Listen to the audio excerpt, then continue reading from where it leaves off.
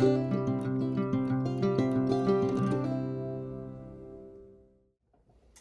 everybody, first of all, hope everybody had a good Christmas, Happy New Year, and all that good stuff. But just gonna kind of make a little short video here. Had a question, maybe answer a little question we was asked in one of the comments, and just tell you a little bit more about our channel.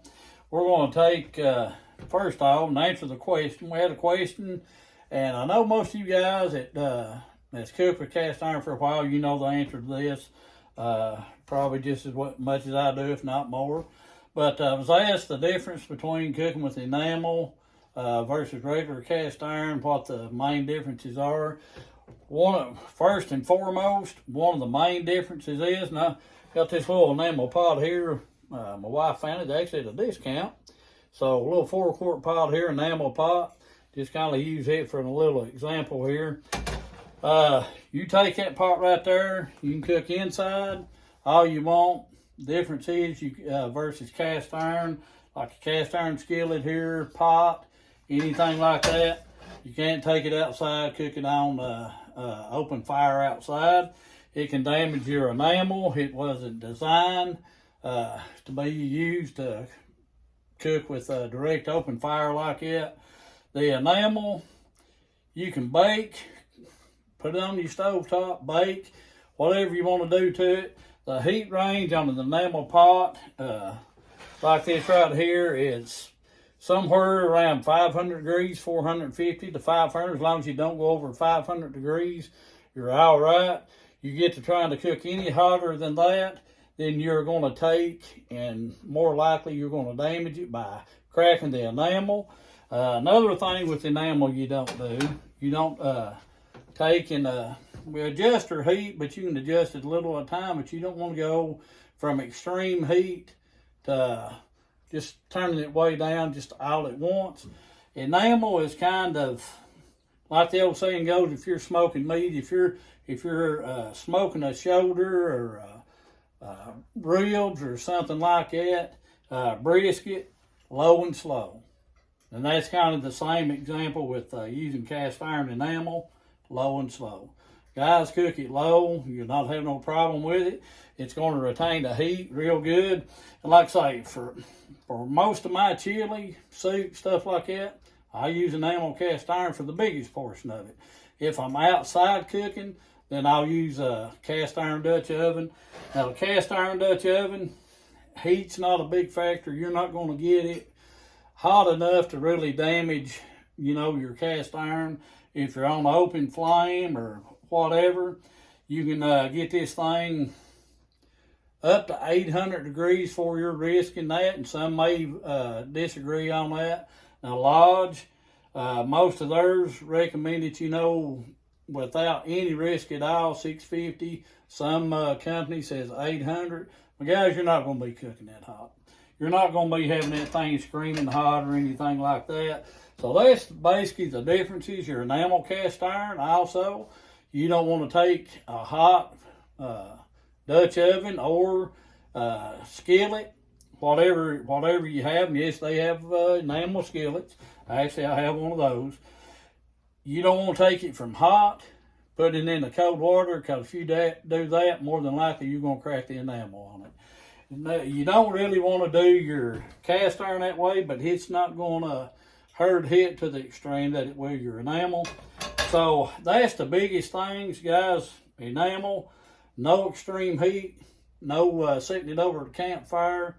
Low and slow is best. Now, if you're cooking a roast, something like that in the oven, and it's not setting directly on, if you're using an electric stove or whatever, it's not directly on like the stove wire or anything like that, you're fine. You can roast that thing. If you want to set it at 450, 500 degrees, you're fine. You're well and fine to do that. Your regular cast iron, like I say, you're not going to get it that hot.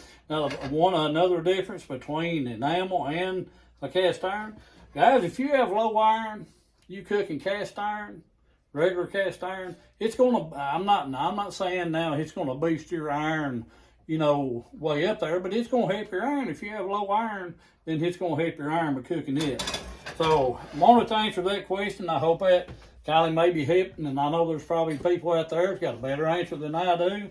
My little simple-minded hillbilly mountain way, I guess you say, I just talk plain, guys. If something you don't understand, just comment and ask. I don't, I guess, talk with a lot of sophistication or anything like that. So I just talk how I talk. But guys, another thing with our channel, we kind of started this using cast iron. Show people that's just beginning, and guys, we'll have videos maybe of cleaning cast iron, things like that. And I know we've got several videos out, but we're still getting started. Most of the stuff that we cook is what we actually cook here at home. There's going to be some things we'll try, just same as you do. We'll try new things. We'll be doing a lot of different cooking, guys. You cook gumbo, you can cook anything you want with cast iron. Sandwiches, different types of sandwiches, grilling them in your cast iron.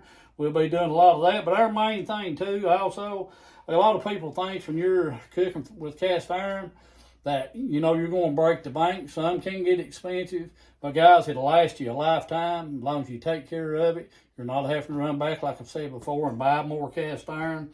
And another thing, you know, you can cook good meals, good food, and you're not having to break the bank, you know, going to the grocery store.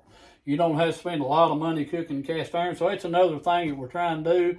We cook for 5 here at home, so whatever I cook, we're feeding 5 people, and most of the time we have food left over. So we do budget cook, and most of our meals, every now and then we may go over, but most everything that we'll cook will be 20 bucks or less. Most of the time it's under that. And guys, there'll be a lot of meals that's under 15, 20 bucks, and he'll just show you that you can have a full course meal and you're not breaking the bank, and you don't have to go to extreme, and maybe give you some ideas, and you may have ideas that'll help me out, and hopefully some of my ideas will help you out. So with that, I hope you look forward to our next video. Next video will be coming out here in another day or two. Be stir fry cooking. Cast iron wok, guys, are fun to cook with. You can be whatever you want to be with it. You can act like a sous chef, whatever you want to be, but it's fun to cook with, fun to experiment with. So I hope you join us for that video and watch it. Be cooking beef stir fry, chicken stir fry. Guys, cast iron's fun. Make it fun. Don't make it, you know, something that you have to dread worrying about running it.